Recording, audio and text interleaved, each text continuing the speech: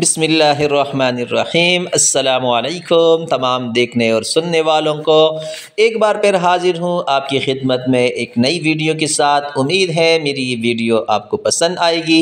Video पसंद आए तो लाइक ज़रूर करना और शेयर भी करना। अगर आपने अभी तक मेरे चैनल को सब्सक्राइब नहीं किया तो जल्दी से सब्सक्राइब कर ले और बेल आइकन पर भी दबा दे ताकि हर नई आने वाली वीडियो आप तक पहुंच सके।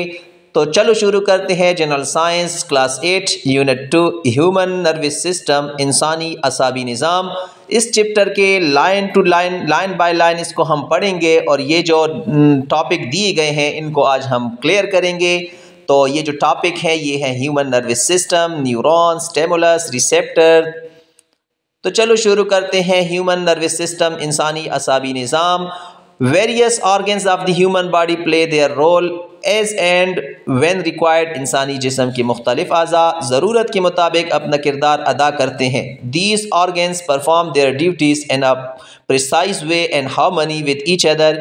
ये अज़ा एक दूसरे के साथ हम आहंगी में अपनी ज़िम्मेदारियाँ दुरुस्त तरीके से अंजाम देते हैं।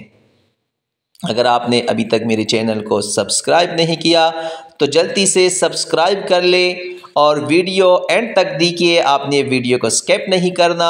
अगर आपने वीडियो को स्किप किया तो फिर आपको नुकसान हो सकता है। तो आपने हर लाइन को अटेंटिवली पढ़ना है, तवज्जो से पढ़ना है, सुनना है और इसमें मौजूद जो ट्रिक्स हैं वो आपने अपने जहन में स्टोर करने हैं, ज़ख़ीरा करने हैं ताकि कल जब आपका टेस्ट हो तो आपको किसी किस्म की परेशानी का सामना ना हो।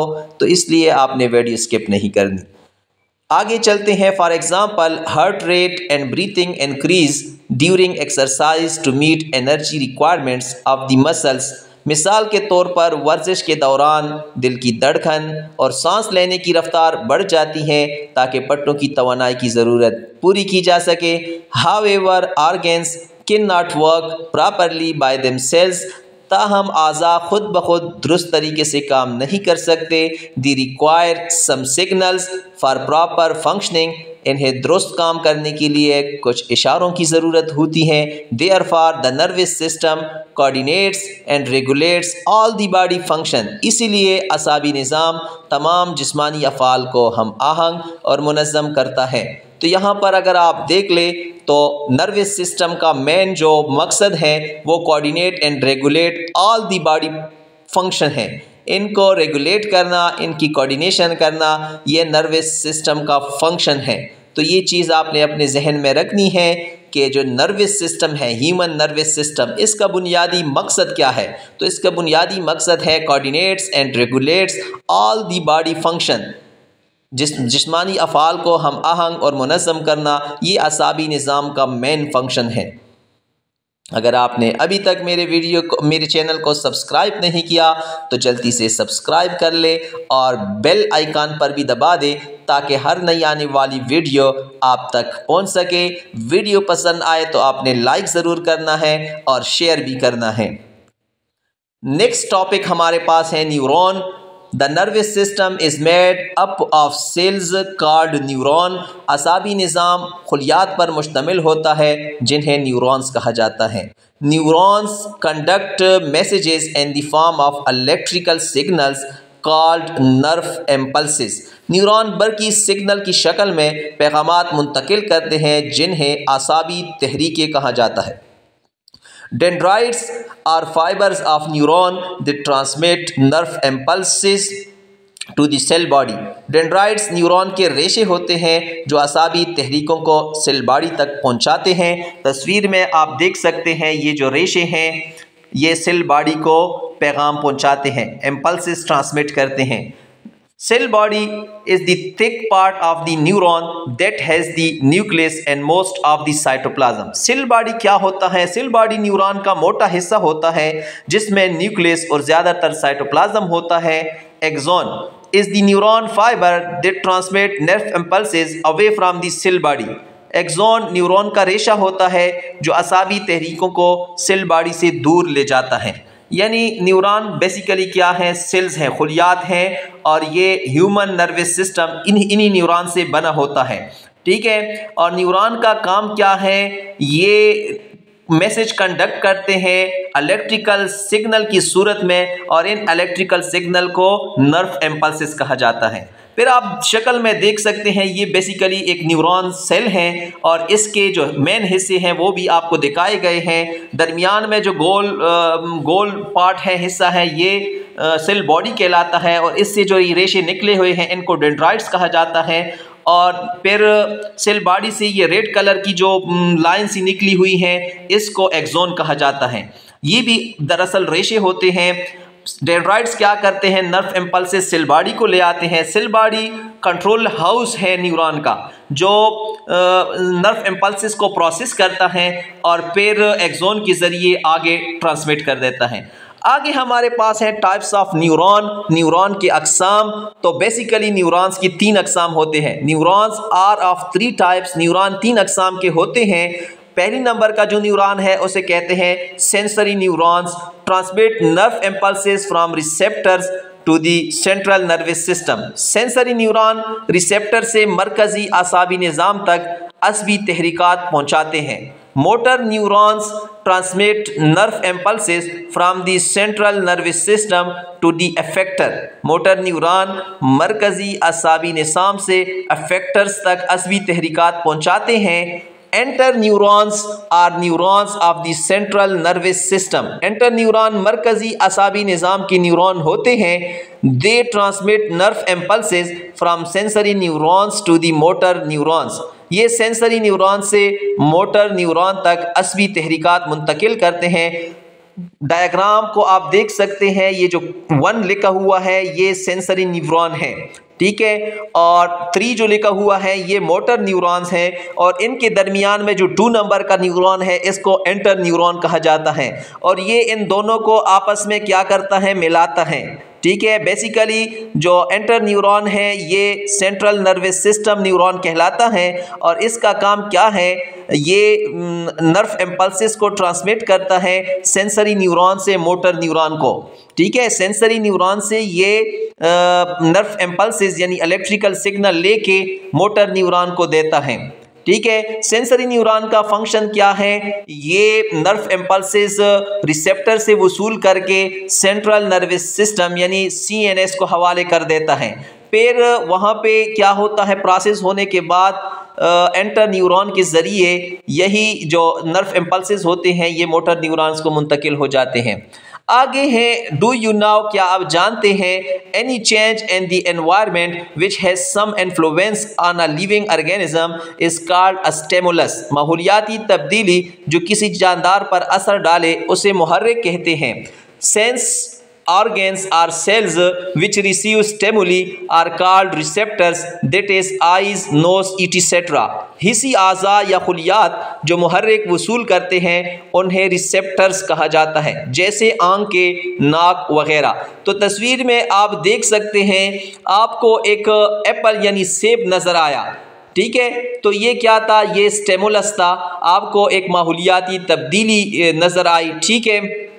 फिर आपने क्या किया, सेंस ऑर्गन्स या cells which receive stimuli are called receptors, आंख के ज़रिए आपने इस मुहर्रिक को वसूल किया, तो यहाँ पे आंख आपका रिसेप्टर्स हुआ, आंख आपका क्या हुआ, ये आपका रिसेप्टर्स हुआ, यानी जो तब्दीली आपने दी की वो तब्दीली क्या थी, वो स्टिमुलस था, और जिस ऑर्गन के ज़रिए आपने तब्दीली दी की वो आपका रिसेप्टर्स था। और रिसेप्टर्स हमारे मुख्तलिफ बॉडी पार्ट्स हो सकते हैं जिनके ज़रिए हम स्टिमुलस को देख सकते हैं। स्टिमुलस क्या है, स्टिमुलस वो तब्दीली है, माहौलियाती तब्दीली है जो किसी जानदार पर असर डाले। आगे है अ मसल ग्लैंड और organ capable of responding to a stimulus is called an effector. कोई भी पट्टा, हुदूद या उज़्व जो किसी मुहर्रिक का जवाब दे सकता हो इफेक्टर कहलाता है। The change in activity of the organism according to the stimulus is called a response.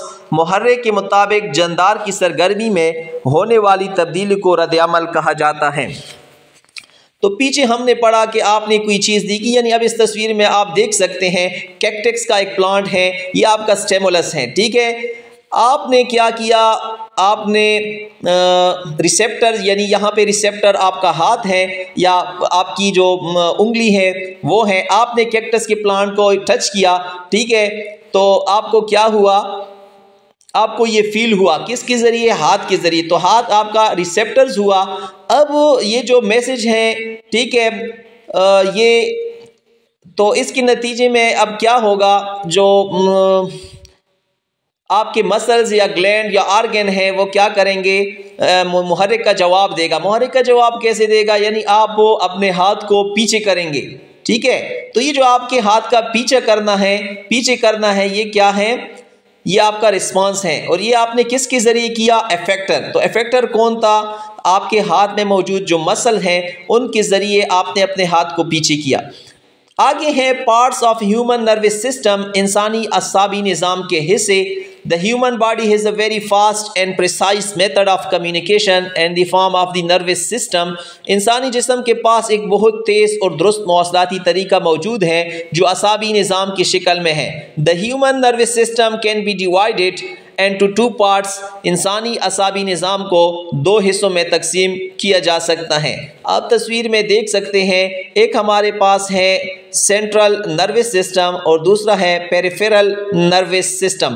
تو یہ انسانی اعصابی نظام کے دو حصے ہیں۔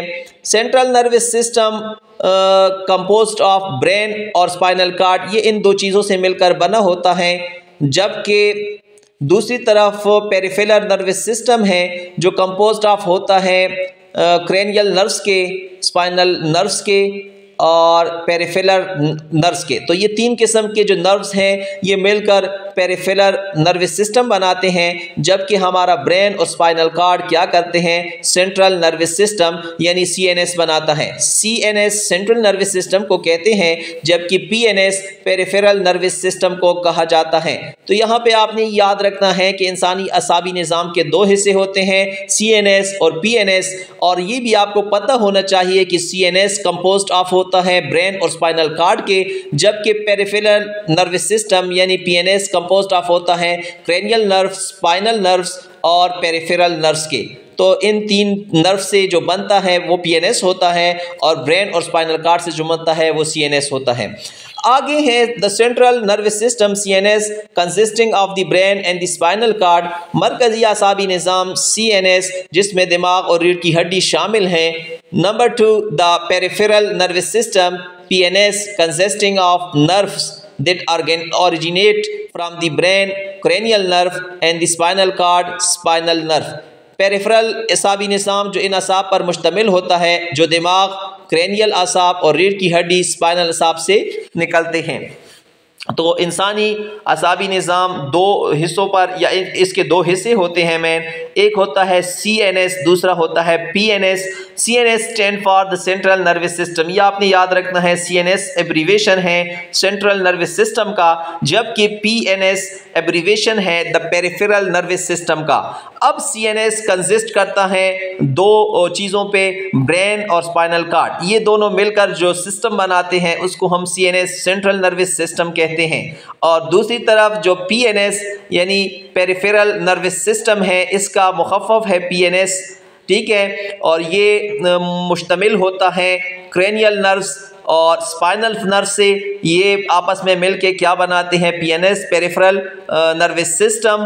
اور آپ کو یہ بھی پتہ ہونا چاہیے کہ کرینیل نروس جو ہیں یہ برین سے نکلتی ہیں، دماغ سے جو اعصاب نکلتے ہیں ان کو کرینیل نروس کہا جاتا ہے، اور اسپائنل کارڈ سے جو اعصاب نکلتے ہیں انہیں اسپائنل نروس کہا جاتا ہے۔ تو یہ آپ نے یاد رکھنا ہے۔ تو یہ آپ کو ایک کوئز دیا گیا ہے فل ان دی بلینکس کی صورت میں، آپ نے پیچھے پڑھا ہے تو آپ نے اس کو حل کرنا ہے۔ یہ 7 کویسچن اس پیج پہ ہیں اور آگے بھی ہیں، تو آپ نے ان فل ان دی بلینکس کو سالو کرنا ہے۔ اگر آپ ان کو سالو کر سکتے ہیں تو اس کا مطلب ہے کہ آپ نے جو پیچھے پڑھا ہے وہ آپ نے اس کو سمجھ لیا ہے، اور اگر آپ ان کو حل نہ کر پائے تو پھر آپ نے دوبارہ سے ویڈیو دیکھنی ہے اور ان کو پھر حل کرنا ہے۔ یہ 5 فل ان دی بلینکس یہ ہیں اور 7 پیچھے، یعنی کل ملا کے 12 فل ان دی بلینکس بنتے ہیں، تو آپ نے ان کو غور سے پیچھے آپ نے ویڈیو دیکھنی ہے، اور اس کے بعد ان 12 فل ان دی بلینکس کو آپ نے پڑھنا ہے۔ اگر آپ سمجھ چکے ہیں، آپ ان کو حل کر سکتے ہیں تو ٹھیک ہے، آپ نے آگے بڑھنا ہے، آگے ویڈیو دیکھنی ہے، لیکن اگر سمجھ نہیں آئی تو آپ نے ویڈیو دوبارہ دیکھنی ہے۔ Thank you.